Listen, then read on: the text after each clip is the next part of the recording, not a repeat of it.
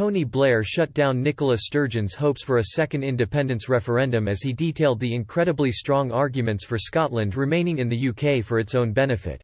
With the latest polls placing support for Scottish independence at 54% and 46% in support of the Union, there are growing fears that another referendum could be on its way. Former UK Prime Minister Tony Blair told Times Radio that he was certainly worried for the fate of the Union because of the unstable situations in both Scotland and Northern Ireland. However, Mr. Blair reminded listeners that the case against the SNP for Scotland remaining in the UK was still incredibly strong. He said, "I am worried about it, you'd have to be. There's going to be an issue in Northern Ireland because it's going to be in a different trading system from the rest of the UK. I am worried about Scotland because the nationalists have got the wind in their sails at the moment. On the other hand, the case for Scotland remaining part of the UK is still incredibly strong."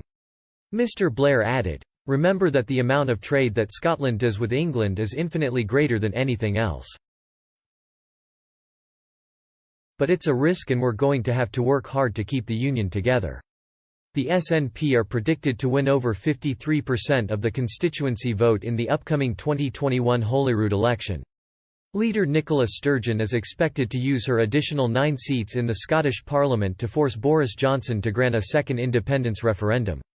The First Minister insists that the UK government would not be able to disregard a clear electoral mandate.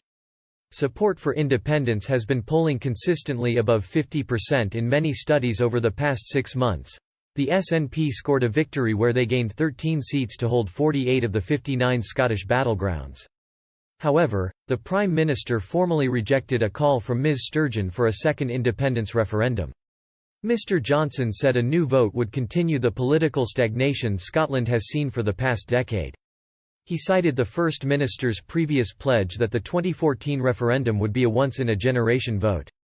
Ms. Sturgeon claimed that the Tories were attempting to deny democracy. Ms. Sturgeon already had an earlier call for a referendum formally rejected by Mr. Johnson following the December 2019 general election.